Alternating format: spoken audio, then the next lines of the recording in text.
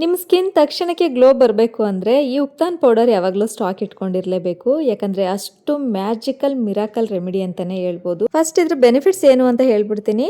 Dead ಸೆಲ್ಸನ್ನ remove ಮಾಡಿ ಹೊಸದಾಗಿ ಜೀವಕೋಶಗಳು ಬೆಳೆಯೋದಕ್ಕೆ ಸಹಾಯ ಮಾಡುತ್ತೆ. ಹಾಗೆ ಬಿಸಿಲಿಗೆ ಚರ್ಮ ಕಪ್ಪಾಗಿ ಟ್ಯಾನ್ ಆಗಿದ್ರೆ ಟ್ಯಾನನ್ನು ರಿಮೂವ್ ಮಾಡೋದಕ್ಕೆ ಹೆಲ್ಪ್ ಮಾಡುತ್ತೆ. ಹಾಗೆ ಮುಖದಲ್ಲಿರುವಂತಹ ಡಲ್ನೆಸ್ಸನ್ನು ಕಡಿಮೆ ಮಾಡಿ ಸ್ಕಿನ್ ಗ್ಲೋ ಆಗೋದಕ್ಕೆ ಸಹಾಯ ಮಾಡುತ್ತೆ. ರೆಗ್ಯುಲರ್ ಆಗಿ ಯೂಸ್ ಮಾಡಿದರೆ ಫೇಶಿಯಲ್ ಏರ್ ಕೂಡ ಕಡಿಮೆ ಆಗುತ್ತೆ, ಏಜಿಂಗ್ ಸೈನ್ಸ್ ಕಡಿಮೆ ಆಗುತ್ತೆ, ಡಲ್ ಸ್ಕಿನ್ ಇದ್ದರೆ, ಡಾರ್ಕ್ ಸ್ಪಾಟ್ಸ್ ಇದ್ದರೆ, ಫೈನ್ ಲೈನ್ಸ್ ಇದ್ದರೆ, ಮುಖದಲ್ಲಿ ಸುಕ್ಕುಗಳಿದ್ರೆ ಇದೆಲ್ಲ ಕ್ರಮೇಣವಾಗಿ ಕಡಿಮೆ ಆಗುತ್ತೆ. ಈ ಉಪ್ತಾನ್ ಪೌಡರ್ನ ಪ್ರಿಪೇರ್ ಮಾಡೋದಕ್ಕೆ ನಾನಿಲ್ಲಿ ಕಡಲೆಬೇಳೆನ ತೊಗೊಂಡಿದ್ದೀನಿ. ಕಡಲೆ ಬೇಳೆ ಇಲ್ಲ ಕಡಲೆ ಹಿಟ್ಟಿದೆ ಅಂತಂದರೆ ನೀವು ಕಡಲೆ ಹಿಟ್ಟನ್ನು ಕೂಡ ಬಳಸ್ಕೋಬೋದು. ಹಾಗೆ ಹೆಸರು ಕಾಳನ್ನು ತೊಗೊಂಡಿದ್ದೀನಿ. ಹೆಸರು ಕಾಳು ಚರ್ಮದ ಕಾಂತಿನ ಹೆಚ್ಚು ಮಾಡೋದಕ್ಕೆ, ಚರ್ಮಕ್ಕೆ ಒಂದು ಒಳ್ಳೆ ಗ್ಲೋ ಕೊಡೋದಕ್ಕೆ ಹೆಲ್ಪ್ ಮಾಡುತ್ತೆ. ಮತ್ತು ಡೆಡ್ ಸೆಲ್ಸನ್ನು ರಿಮೂವ್ ಮಾಡಿ ಇದು ಹೊಸದಾಗಿ ಜೀವಕೋಶಗಳು ಬೆಳೆಯೋದಕ್ಕೆ ಸಹಾಯ ಮಾಡುತ್ತೆ. ಮೊಡವೆಗಳಿದ್ರೆ, ಮೊಡವೆ ಕಲೆಗಳಿದ್ರೆ ಇದೆಲ್ಲದನ್ನು ಕಡಿಮೆ ಮಾಡಿ, ಹಾಗೆ ಮುಖದಲ್ಲಿರುವಂಥ ಬೇಡದೇ ಇರೋ ಕೂದಲನ್ನು ತೆಗೆಯೋದಕ್ಕೆ ಈ ಹೆಸರು ಕಾಳು ತುಂಬ ಚೆನ್ನಾಗಿ ಕೆಲಸ ಮಾಡುತ್ತೆ. ಜೊತೆಗೆ ನಾನಿಲ್ಲಿ ಸೋಂಪು ಕಾಳನ್ನು ತೊಗೊಂಡಿದ್ದೀನಿ, ಅಂದರೆ ಫೆನ್ನಲ್ ಸೀಡ್ಸನ್ನು ತೊಗೊಂಡಿದ್ದೀನಿ. ಇದರಲ್ಲಿರುವಂತಹ ಆ್ಯಂಟಿ ಆಕ್ಸಿಡೆಂಟ್ಸ್ಗಳು ಮೊಡವೆಗಳು ಬರದೇ ಇರೋ ರೀತಿ ಮೊಡವೆಗಳನ್ನು ನಿವಾರಣೆ ಮಾಡೋದಕ್ಕೆ ಹೆಲ್ಪ್ ಮಾಡುತ್ತೆ. ಚರ್ಮದ ಕಾಂತಿನ ಹೆಚ್ಚು ಮಾಡೋದಕ್ಕೆ, ಸ್ಕಿನ್ ಬ್ರೈಟ್ ಆಗೋದಕ್ಕೆ, ಹಾಗೆ ವಯಸ್ಸಾಗುವಂತಹ ಲಕ್ಷಣಗಳಿದ್ದರೆ ಮುಖದಲ್ಲಿ ಸುಕ್ಕುಗಳು ಕಡಿಮೆ ಮಾಡೋದಕ್ಕೆ, ಆಯಿಲನ್ನು ಕಡಿಮೆ ಮಾಡೋದಕ್ಕೆ, ಎಕ್ಸೆಸ್ ಆಯಿಲ್ ಇದ್ದರೆ ಮುಖದಲ್ಲಿ ಅದನ್ನು ಕಡಿಮೆ ಮಾಡೋದಕ್ಕೆ ಹೆಲ್ಪ್ ಮಾಡುತ್ತೆ. ಜೊತೆಗೆ ಮೈಸೂರು ಬೇಳೆನೂ ಸಹ ತೊಗೊಂಡಿದ್ದೀನಿ. ಮೈಸೂರು ಬೇಳೆ ಸಹ ಸ್ಕಿನ್ ಬ್ರೈಟ್ ಆಗೋದಕ್ಕೆ, ಗ್ಲೋ ಆಗೋದಕ್ಕೆ, ಪಿಂಕಿಶ್ ಗ್ಲೋ ಬರೋದಕ್ಕೆ ಹೆಲ್ಪ್ ಮಾಡುತ್ತೆ. ಜೊತೆಗೆ ಮೆಂತ್ಯ ಕಾಳನ್ನು ತಗೊಂಡಿದ್ದೀನಿ. ಮೆಂತ್ಯ ಕಾಳು ಕೂಡ ಚರ್ಮಕ್ಕೆ ತುಂಬ ಅಂದರೆ ತುಂಬಾ ಒಳ್ಳೆಯದು. ಎಲ್ಲ ರೀತಿಯ ಬೆನಿಫಿಟ್ಸ್ ಕೂಡ ಮೆಂತ್ಯ ಕಾಳಲ್ಲಿದೆ. ನಾನಿಲ್ಲಿ ಯೂಸ್ ಮಾಡಿರುವಂತಹ ಪ್ರತಿಯೊಂದು ಇಂಗ್ರೀಡಿಯೆಂಟ್ಸ್ ಕೂಡ ನ್ಯಾಚುರಲ್ ಆಗಿ ಈಸಿಯಾಗಿ ಸಿಗುವಂಥ ಪದಾರ್ಥಗಳೇ ಆಗಿರೋದ್ರಿಂದ ಮನೆಯಲ್ಲೇ ಈಸಿಯಾಗಿ ಉಪ್ತಾನ್ ಪೌಡರನ್ನು ಮಾಡ್ಕೋಬೋದು. ಮೊದಲಿಗೆ ಸ್ಟವ್ ಮೇಲೆ ಒಂದು ಬಾಣಲೆನ ಇಟ್ಕೊಂಡು ಸ್ಟವ್ನ ಆನ್ ಮಾಡಿ ಸ್ವಲ್ಪ ಅದು ಹೀಟ್ ಆಗಬೇಕು. ಸ್ವಲ್ಪ ಬಿಸಿ ಆಗೋ ತನಕ ವೆಯ್ಟ್ ಮಾಡಿ ನಾವೇನು ರೆಡಿ ಮಾಡಿ ಇಟ್ಕೊಂಡಿದ್ವಲ್ಲ ಆ ಕಾಳುಗಳನ್ನು ಹಾಕ್ಕೋಬೇಕು. ಎಷ್ಟೆಷ್ಟು ಕ್ವಾಂಟಿಟಿ ಅಂತ ನಾನು ಮುಂಚೆ ಹೇಳಿರಲಿಲ್ಲ, ಇವಾಗ ಹೇಳ್ತಾ ಇದ್ದೀನಿ. ಹೆಸರು ಕಾಳು 3 ಸ್ಪೂನು, ಕಡಲೆಬೇಳೆ 3 ಸ್ಪೂನು, ಮೈಸೂರು ಬೇಳೆ 3 ಸ್ಪೂನ್ ಹಾಕ್ಕೋಬೇಕು. ಹಾಗೆ ಮೆಂತ್ಯ ಕಾಳು 2.5 ಸ್ಪೂನು, ಸೋಂಪು ಕಾಳು 3 ಸ್ಪೂನು. ಇದಿಷ್ಟನ್ನು ಒಟ್ಟಿಗೆ ಹಾಕ್ಕೊಂಡು ಕಡಿಮೆ ಉರಿಯಲ್ಲಿ ಚೆನ್ನಾಗಿ ಡ್ರೈ ರೋಸ್ಟನ್ನು ಮಾಡ್ಕೋಬೇಕು. ಕಾಳುಗಳಲ್ಲಿರುವಂತಹ ತೇವಾಂಶ ಪೂರ್ತಿಯಾಗಿ ಕಡಿಮೆ ಆಗಬೇಕು. ಅಲ್ಲಿ ತನಕ ಚೆನ್ನಾಗಿ ರೋಸ್ಟ್ ಮಾಡ್ಕೋಬೇಕು, ಹುರ್ಕೋಬೇಕು. ಐ ಫ್ಲೇಮ್ ಇಟ್ಟರೆ ಬೇಗ ಸೀದೋಗ್ಬಿಡುತ್ತೆ. ಸೊ ಮೀಡಿಯಮ್ ಫ್ಲೇಮ್, ಕಡಿಮೆಯಿಂದ ಸ್ವಲ್ಪ ಮೀಡಿಯಮ್ ಫ್ಲೇಮಲ್ಲಿ ಇಟ್ಕೊಂಡು ಚೆನ್ನಾಗಿ ರೋಸ್ಟ್ ಮಾಡ್ಕೋಬೇಕಾಗತ್ತೆ. ಸೀದೋಗೋ ತನಕ ಬಿಡಬಾರ್ದು, ಸ್ವಲ್ಪ ಚಟಪಟ ಅನ್ನಬೇಕು. ಕಾಳುಗಳಲ್ಲಿ ನೀರಿನಂಶ, ತೇವಾಂಶ ಇದ್ದರೆ ನಾವು ಈ ರೀತಿ ಡ್ರೈ ರೋಸ್ಟ್ ಮಾಡ್ದೇ ಪೌಡರ್ ಮಾಡಿಕೊಂಡ್ರೆ ಬೇಗ ಹಾಳಾಗ್ಬಿಡುತ್ತೆ, ತುಂಬ ದಿನದ ತನಕ ಬಾಳಿಕೆ ಬರೋದಿಲ್ಲ, ಹುಳ ಆಗಿಬಿಡುತ್ತೆ. ಸೊ ಆ ಕಾರಣಕ್ಕೋಸ್ಕರ ತೇವಾಂಶ ಕಡಿಮೆ ಆಗೋ ತನಕ ಒಂದು 5ರಿಂದ 7 ನಿಮಿಷ ಚೆನ್ನಾಗಿ ರೋಸ್ಟ್ ಮಾಡಿಕೊಂಡು ಅದು ಕಂಪ್ಲೀಟಾಗಿ ತಣ್ಣಗಾಗೋದಕ್ಕೆ ಬಿಡಬೇಕು. ಪೂರ್ತಿ ತಣ್ಣಗಾದಮೇಲೆ ನಾವು ಅದನ್ನು ನೋಡಿ ಮುಟ್ಟಿದಾಗ ಅದು ಸ್ವಲ್ಪನೂ ಬಿಸಿ ಇರಬಾರ್ದು, ಪೂರ್ತಿ ತಣ್ಣಗಾಗಿರಬೇಕು. ಆವಾಗಷ್ಟೇ ನಾವು ಅದನ್ನು ಪೌಡರ್ ಮಾಡ್ಕೋಬೇಕು. ಒಂದು ಮಿಕ್ಸರ್ ಜಾರ್ಗೆ ನಾವು ರೆಡಿ ಮಾಡಿ ಇಟ್ಕೊಂಡಿರೋಂಥ, ಹುರಿದಿಟ್ಕೊಂಡಿರುವಂತಹ ಈ ಕಾಳುಗಳನ್ನೆಲ್ಲ ಹಾಕ್ಕೊಂಡು ಎಷ್ಟು ಸಾಧ್ಯನೋ ಅಷ್ಟು ಸಣ್ಣದಾಗಿ ಪೌಡರ್ ಮಾಡ್ಕೋಬೇಕು. ಕಾಳುಗಳ ಪೌಡರ್ ಆಗೋದಕ್ಕೆ ಸ್ವಲ್ಪ ಟೈಮ್ ತಗೊಳುತ್ತೆ. ಆದಷ್ಟು ಸಣ್ಣದಾಗಿ 1ರಿಂದ 2 ಸರಿ ಗ್ರೈಂಡ್ ಮಾಡಿಕೊಂಡು ಪೌಡರ್ ಮಾಡ್ಕೋಬೇಕು.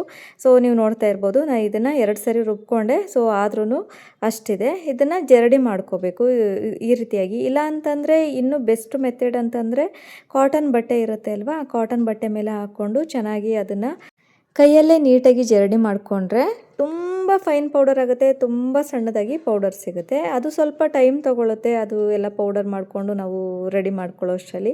ಜರಡಿ ಮಾಡ್ಕೊಂಡಾದ್ಮೇಲೆ ಇದಕ್ಕೆ ಮುಖ್ಯವಾಗಿರುವಂತಹ ಕೆಲವು ಪದಾರ್ಥಗಳನ್ನು ಸೇರಿಸಬೇಕು. ಮೊದಲಿಗೆ ನಾನಿಲ್ಲಿ ಆರೆಂಜ್ ಪೀಲ್ ಪೌಡರನ್ನು 2 ಸ್ಪೂನಷ್ಟು ತೊಗೊಂಡಿದ್ದೀನಿ. ಸೊ ಇದ್ರ ಜೊತೆಗೆ ಸ್ಯಾಂಡಲ್ವುಡ್ ಪೌಡರು, ಶ್ರೀಗಂಧದ ಪುಡಿ ಅಥವಾ ಗಂಧದ ಪುಡಿ ಏನಿರುತ್ತೆ ಅದನ್ನು ಕೂಡ 2 ಸ್ಪೂನಷ್ಟು ಹಾಕೋಬೇಕಾಗುತ್ತೆ.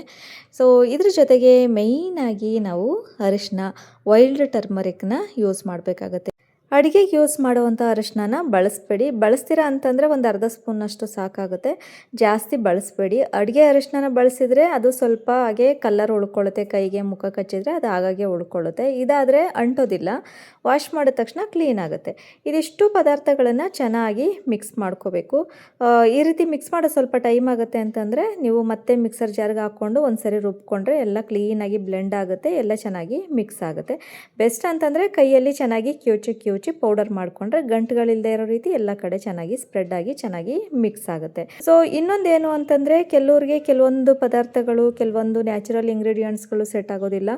ಅಂಥವರು ಕೆಲವೊಂದು ಪದಾರ್ಥಗಳನ್ನು ಸ್ಕಿಪ್ ಮಾಡ್ಬೋದು. ಕೆಲವ್ರಿಗೆ ಆರೆಂಜ್ ಪೌಡರ್ ಆಗೋದಿಲ್ಲ, ಸ್ಯಾಂಡಲ್ವುಡ್ ಆಗೋದಿಲ್ಲ, ಅರಿಶಿನ ಹಾಕಿದ್ರೆ ಕೆಲವ್ರಿಗೆ ಸ್ಕಿನ್ ಕಪ್ಪಾಗುತ್ತೆ ಅಂತವ್ರೆ. ಅಂಥವರು ನೀವು ಯಾವ್ದು ಬೇಕಾದರೂ ನಿಮ್ಗೆ ಯಾವುದು ಬರೋದಿಲ್ಲ ಅಂಥದ್ದನ್ನು ಸ್ಕಿಪ್ ಮಾಡ್ಕೋಬೋದು. ಸೊ ಫಸ್ಟ್ ಟೈಮ್ ಯಾವುದೇ ಹೊಸದಾಗಿ ಇಂಗ್ರೀಡಿಯೆಂಟ್ಗಳನ್ನ ನೀವು ಟ್ರೈ ಮಾಡ್ತಾ ಇದ್ದೀರಾ ಅಂತಂದರೆ ಪ್ಯಾಚ್ ಟೆಸ್ಟನ್ನು ಮಾಡಿಕೊಂಡು ನಂತರ ನೀವು ಯೂಸ್ ಮಾಡಬೇಕಾಗುತ್ತೆ. ಪೌಡರ್ನ ಚೆನ್ನಾಗಿ ಮಿಕ್ಸ್ ಮಾಡಿ ಆದಮೇಲೆ ಈ ರೀತಿಯ ಒಂದು ಬಾಕ್ಸ್ ಇದ್ದರೆ ಏರ್ಟೈಟ್ ಕಂಟೈನರಲ್ಲಿ ಹಾಕಿ ಸ್ಟೋರ್ ಮಾಡಿ ಇಟ್ಕೋಬೋದು. ಇಷ್ಟು ಪೌಡರ್ ನನಗೆ 2 ತಿಂಗಳ ತನಕ ಆಗುತ್ತೆ, ಅದಕ್ಕಿಂತ ಜಾಸ್ತಿನೇ ಆಗುತ್ತೆ. ಬರೀ ಮುಖಕ್ಕೆ ಮಾತ್ರ ಹಚ್ಕೋಬೇಕಾ, ಇಲ್ಲ ಕೈಗಳಿಗೆ, ಕಾಲುಗಳಿಗೆ, ಕುತ್ತಿಗೆ ಭಾಗಕ್ಕೆ, ಎಲ್ಬೋಸ್ಗೆ, ನೀ ಜಾಯಿಂಟ್ಸ್ಗೆ, ಕಪ್ಪಾಗಿರುವಂಥ ಜಾಗಕ್ಕೆ ಅಪ್ಲೈ ಮಾಡ್ಬೋದು. ಸೊ ಇದನ್ನು ಯೂಸ್ ಮಾಡೋದು ಹೇಗೆ, ಯಾವ್ಯಾವ ಸ್ಕಿನ್ ಟೈಪ್ ಅವರು ಯಾವ ರೀತಿಯಾಗಿ ಯೂಸ್ ಮಾಡಬೇಕು ಅನ್ನೋದನ್ನು ಹೇಳ್ಕೊಡ್ತೀನಿ. ಸೊ ನಂದು ಆಯಿಲಿ ಸ್ಕಿನ್ ಆಗಿರೋದ್ರಿಂದ ನಾನು ರೋಸ್ ವಾಟರನ್ನು ಯೂಸ್ ಮಾಡ್ತೀನಿ. ಒಂದು ಕ್ಲೀನಾಗಿರೋ ಬೌಲ್ಗೆ 1 ಸ್ಪೂನ್ನಷ್ಟು ಉಪ್ತಾನ್ ಪೌಡರನ್ನು ತಗೊಂಡು ಅದಕ್ಕೆ ರೋಸ್ ವಾಟರನ್ನು ಹಾಕ್ಕೊಂಡು ಚೆನ್ನಾಗಿ ಮಿಕ್ಸ್ ಮಾಡ್ಕೋಬೇಕು. ಸ್ವಲ್ಪ ಜಾಸ್ತಿನೇ ರೋಸ್ ವಾಟರನ್ನು ಹಾಕ್ಕೋಬೇಕು. ಯಾಕಂತಂದರೆ ಅದು ಮಿಕ್ಸ್ ಮಾಡಿ ಒಂದು 5 ನಿಮಿಷ ನೆನೆಯೋದಕ್ಕೆ ಬಿಡಬೇಕು. ನೆಂದಾದ್ಮೇಲೆ ಅದಿನ್ನೂ ಸ್ವಲ್ಪ ಗಟ್ಟಿ ಆಗುತ್ತೆ, ದಪ್ಪ ಆಗುತ್ತೆ. ಹಾಗಾಗಿ ಸ್ವಲ್ಪ ಜಾಸ್ತಿನೇ ಹಾಕಿ ಮಿಕ್ಸ್ ಮಾಡಿಟ್ಕೊಂಡ್ರೆ ಸೇಮ್ ಕನ್ಸಿಸ್ಟೆನ್ಸಿ, ಫೇಸ್ ಪ್ಯಾಕ್ ಹಾಕೋದಕ್ಕೆ ಒಂದು ಕನ್ಸಿಸ್ಟೆನ್ಸಿ ಸಿಗುತ್ತೆ. ಸೊ ಆಯಿಲಿ ಸ್ಕಿನ್ ಇರೋವಂಥವ್ರಿಗೆ ರೋಸ್ ವಾಟರ್ ಯೂಸ್ ಮಾಡ್ಬೋದು, ನೀರನ್ನು ಯೂಸ್ ಮಾಡ್ಬೋದು. ಡ್ರೈ ಸ್ಕಿನ್ ಇರೋವಂಥವ್ರು ಹಾಲು ಮೊಸರನ್ನ ಯೂಸ್ ಮಾಡ್ಬೋದು. ಸೆನ್ಸಿಟಿವ್ ಸ್ಕಿನ್ ಇರೋವಂಥವ್ರು ಕೂಡ ರೋಸ್ ವಾಟರು ನೀರನ್ನು ಯೂಸ್ ಮಾಡ್ಬೋದು. ಕಾಂಬಿನೇಷನ್ ಸ್ಕಿನ್ ಇರೋವಂಥವ್ರು ನಿಮಗೆ ಎಷ್ಟು ಆಯಿಲಿ ಇದೆ ಅಥವಾ ಎಷ್ಟು ಡ್ರೈನೆಸ್ ಇದೆ ಅನ್ನೋದನ್ನು ನೋಡಿಕೊಂಡು ನೀವು ಯೂಸ್ ಮಾಡ್ಕೋಬೇಕಾಗುತ್ತೆ. ಸೊ ಇದನ್ನು ಅಪ್ಲೈ ಮಾಡೋದಕ್ಕಿಂತ ಮುಂಚೆ ಮುಖನ ಕ್ಲೀನಾಗಿ ವಾಶ್ ಮಾಡ್ಕೊಂಡಾದ್ಮೇಲೆ ನಾವು ರೆಡಿ ಮಾಡಿ ಇಟ್ಕೊಂಡಿರುವಂತಹ ಈ ಉಪ್ತಾನ್ ಫೇಸ್ ಪ್ಯಾಕನ್ನು ಅಪ್ಲೈ ಮಾಡಬೇಕು. ನಿಧಾನವಾಗಿ ರಬ್ ಮಾಡ್ತಾ ಪೂರ್ತಿ ಮುಖಕ್ಕೆ ಅಪ್ಲೈ ಮಾಡಿ ದಪ್ಪ ಲೇಯರ್ ಆಗಿ ಅಪ್ಲೈ ಮಾಡಬೇಕು. ಸ್ವಲ್ಪ ದಪ್ಪವಾಗಿಯೇ ಅಪ್ಲೈ ಮಾಡಬೇಕು, ತುಂಬ ತೆಳುವಾಗಿ ಏನು ಬೇಡ. ಕಣ್ಣಿನ ಕೆಳಗಡೆ ಡಾರ್ಕ್ ಸರ್ಕಲ್ಸ್ ಇದ್ದರೆ ನೀವು ಅಲ್ಲಿನೂ ಕೂಡ ಅಪ್ಲೈ ಮಾಡಬೇಕಾಗುತ್ತೆ. ತುಟಿ ಹತ್ರ ಕಪ್ಪಿದ್ರೆ ಅಲ್ಲೂ ಕೂಡ ಅಪ್ಲೈ ಮಾಡ್ಬೋದು. ಪೂರ್ತಿ ಮುಖ ಮತ್ತು ಕುತ್ತಿಗೆಗೆ ಅಪ್ಲೈ ಮಾಡಿ ಒಂದು ದಪ್ಪ ಲೇಯರಾಗೆ ಅಪ್ಲೈ ಮಾಡಿ ಇದನ್ನು 25ರಿಂದ 30 ನಿಮಿಷ ಡ್ರೈ ಆಗೋದಕ್ಕೆ ಬಿಡಬೇಕು. ಯಾವುದೇ ಕಾರಣಕ್ಕೂ ಕಂಪ್ಲೀಟ್ ಡ್ರೈ ಆಗೋದಕ್ಕೆ ಬಿಡಬೇಡಿ. ಕಣ್ಣಿನ ಕೆಳಗಡೆ ಹಾಕಿರ್ತೀರ, ಸೊ ಹಾಗಾಗಿ ಪೂರ್ತಿ ಡ್ರೈ ಆಗೋದಕ್ಕೆ ಬಿಡಬೇಡಿ. ಸ್ವಲ್ಪ ತೇವ ಇದ್ದಾಗಲೇ ಅದನ್ನು ಕ್ಲೀನ್ ಮಾಡ್ಕೋಬೇಕಾಗತ್ತೆ. ಸೊ ಅದೇ ಕಾರಣಕ್ಕೆ ನಾನು ದಪ್ಪವಾಗಿ ಅಪ್ಲೈ ಮಾಡಿ ಅಂತ ಹೇಳಿದ್ದು. ತೆಳುವಾಗಿ ಅಪ್ಲೈ ಮಾಡಿದರೆ ಬೇಗ ಡ್ರೈ ಆಗಿಬಿಡುತ್ತೆ. ನಮ್ಮ ಚರ್ಮ ಅಷ್ಟು ಬೇಗ ನ್ಯೂಟ್ರಿಯೆಂಟ್ಸ್ನ ಹೀರ್ಕೊಳ್ಳೋದಕ್ಕೆ ಆಗೋದಿಲ್ಲ. ದಪ್ಪವಾಗಿ ಅಪ್ಲೈ ಮಾಡಿದಾಗ ಸ್ವಲ್ಪ ಡ್ರೈ ಆಗೋದಕ್ಕೆ ಟೈಮ್ ತೊಗೊಳುತ್ತೆ, ಹಾಗೆ ನಿಧಾನವಾಗಿ ಹೀರ್ಕೊಳ್ಳೋದಕ್ಕೆ ಸಹಾಯ ಮಾಡುತ್ತೆ. ಸೊ ನೀವು ನೋಡ್ತಾ ಇರ್ಬೋದು ಇಷ್ಟು ಡ್ರೈ ಆಗಿದೆ. ಇವಾಗ ಕೈನ ಸ್ವಲ್ಪ ತೇವ ಮಾಡಿಕೊಂಡು ನೀರಲ್ಲಿ ಪೂರ್ತಿ ಮುಖ ಫೇಸ್ ಪ್ಯಾಕ್ ಏನಿತ್ತು ಅದು ಪೂರ್ತಿನ ವೆಟ್ ಮಾಡ್ಕೊಳ್ಳಿ, ಸ್ವಲ್ಪ ತೇವ ಮಾಡ್ಕೊಳ್ಳಿ, ಆವಾಗ ಕ್ಲೀನ್ ಮಾಡ್ಕೊಳ್ಳೋದಕ್ಕೆ ಈಸಿ ಆಗುತ್ತೆ. ಸೊ ಸ್ವಲ್ಪ ತೇವ ಮಾಡ್ಕೊಂಡಾದ್ಮೇಲೆ ನಿಧಾನವಾಗಿ ಬೆರಳಿಂದ ರಬ್ ಮಾಡ್ತಾ ಅದನ್ನು ತೆಗಿಬೋದು. ಎಷ್ಟು ಈಸಿಯಾಗಿ ಬರುತ್ತೆ ಅಂತಂದರೆ ನೀವು ನೋಡ್ತಾ ಇರ್ಬೋದು. ತುಂಬ ಪ್ರೆಷರ್ ಹಾಕುವಂಥ ಅವಶ್ಯಕತೆ ಇಲ್ಲ, ಸುಮ್ಮನೆ ಹಿಂಗಂದರೆ ಸಾಕು, ಕ್ಲೀನಾಗಿ ಬಂದ್ಬಿಡುತ್ತೆ ಫೇಸ್ ಪ್ಯಾಕು. ಸೊ ಯಾವುದೇ ರೀತಿ ಸ್ಕಿನ್ ಇರಿಟೇಷನ್ ಆಗುವಂಥದ್ದು, ರೆಡ್ನೆಸ್ ಆಗುವಂಥದ್ದು, ಯಾವುದೇ ರೀತಿ ತೊಂದರೆಗಳಾಗೋದಿಲ್ಲ. ತುಂಬ ಚೆನ್ನಾಗಿ, ತುಂಬ ಸಿಂಪಲ್, ಈಸಿಯಾಗಿ ರಿಮೂವ್ ಮಾಡ್ಬೋದು. ಈ ರೀತಿ ಒಂದು ಸ್ಪಾಂಜ್ ಇದ್ದರೆ ಸ್ಪಾಂಜನ್ನು ವೆಟ್ ಮಾಡಿಕೊಂಡು ಕ್ಲೀನ್ ಮಾಡ್ಕೋಬೋದು. ಇಲ್ಲ ಅಂತಂದರೆ ಒಂದು ಕಾಟನ್ ಬಟ್ಟೆನ ತೇವ ಮಾಡಿಕೊಂಡು ಒರೆಸ್ಕೋಬೋದು. ಇಲ್ಲ ಅಂದರೆ ನೇರವಾಗಿ ನಾರ್ಮಲ್ ವಾಟರಿಂದ ಅಂದರೆ ತಣ್ಣೀರಿಂದ ಮುಖನ ವಾಶ್ ಮಾಡ್ಕೊಂಡು ಬರ್ಬೋದು. ಸೊ ನಾನು ನೀರನ್ನು ಜಾಸ್ತಿ ವೇಸ್ಟ್ ಮಾಡೋದಕ್ಕೆ ಹೋಗೋದಿಲ್ಲ. ಒಂದು ಬೌಲ್ ನೀರಿಗೆ ಈ ರೀತಿ ಸ್ಪಾಂಜನ್ನು ಡಿಪ್ ಮಾಡಿಕೊಂಡು ಒಂದ್ಸರಿ ಕ್ಲೀನ್ ಮಾಡ್ಕೊಂಡ್ಬಿಟ್ರೆ ಅದಾದ ನಂತರ ಹೋಗಿ ನಾರ್ಮಲ್ ವಾಟರಿಂದ ಫೇಸನ್ನು ವಾಶ್ ಮಾಡ್ಕೊಂಬರ್ತೀನಿ. ಮುಖ ತೊಳಿಬೇಕಾದ್ರೆ ಯಾವುದೇ ರೀತಿ ಸೋಪ್ಗಳಾಗಲಿ ಫೇಸ್ ವಾಶ್ಗಳಾಗಲಿ ಯಾವುದನ್ನು ಯೂಸ್ ಮಾಡಬೇಡಿ. ಬರೀ ನೀರಿಂದ ಫೇಸ್ ವಾಶನ್ನು ಮಾಡ್ಕೊಂಡ್ರಾಯ್ತು. ಫೇಸ್ ವಾಶ್ ಆದಮೇಲೆ ಒಂದು ಕ್ಲೀನಾಗಿರೋ ಬಟ್ಟೆಯಿಂದ ಮುಖನ ಚೆನ್ನಾಗಿ ಒರೆಸ್ಕೋಬೇಕು.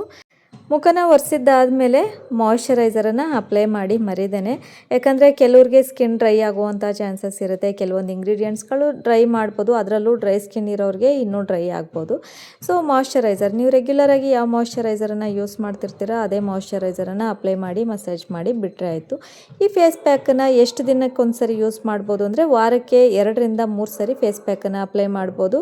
ಯಾವುದಾದ್ರೂ ಫಂಕ್ಷನ್ಗೆ ಹೋಗ್ತಿದ್ದೀರಾ ಅಂತಂದರೆ ಅದರ ಹಿಂದಿನ ದಿನ ಅಪ್ಲೈ ಮಾಡಿ ಮಾಯ್ಶ್ಚರೈಸರನ್ನು ಅಪ್ಲೈ ಮಾಡಿದರೆ ಆಯಿತು. ಸೊ ಬೆಳಗ್ಗೆ ಅಷ್ಟರಲ್ಲಿ ತುಂಬ ಚೆನ್ನಾಗಿ ಸ್ಕಿನ್ ಗ್ಲೋ ಬಂದಿರುತ್ತೆ. ಪ್ರತಿಯೊಬ್ಬರು ಯೂಸ್ ಮಾಡ್ಬೋದು. ಈ ವಿಡಿಯೋದಲ್ಲಿ ಯೂಸ್ ಮಾಡಿರುವಂತಹ ಕೆಲವೊಂದು ಪ್ರಾಡಕ್ಟ್ಸ್ ಲಿಂಕನ್ನು ನಾನು ಕಮೆಂಟ್ ಬಾಕ್ಸಲ್ಲಿ ಅಥವಾ ಡಿಸ್ಕ್ರಿಪ್ಷನ್ನಲ್ಲಿ ಲಿಂಕನ್ನು ಹಾಕಿರ್ತೀನಿ. ಇಂಟ್ರೆಸ್ಟ್ ಇದ್ದರೆ ಲಿಂಕನ್ನು ಕ್ಲಿಕ್ ಮಾಡಿ ಶಾಪ್ ಮಾಡ್ಕೋಬೋದು. ವಿಡಿಯೋ ಇಷ್ಟ ಆದರೆ ಲೈಕ್ ಮಾಡಿ, ಶೇರ್ ಮಾಡಿ, ಸಬ್ಸ್ಕ್ರೈಬ್ ಮಾಡೋದನ್ನು ಮರಿಬೇಡಿ.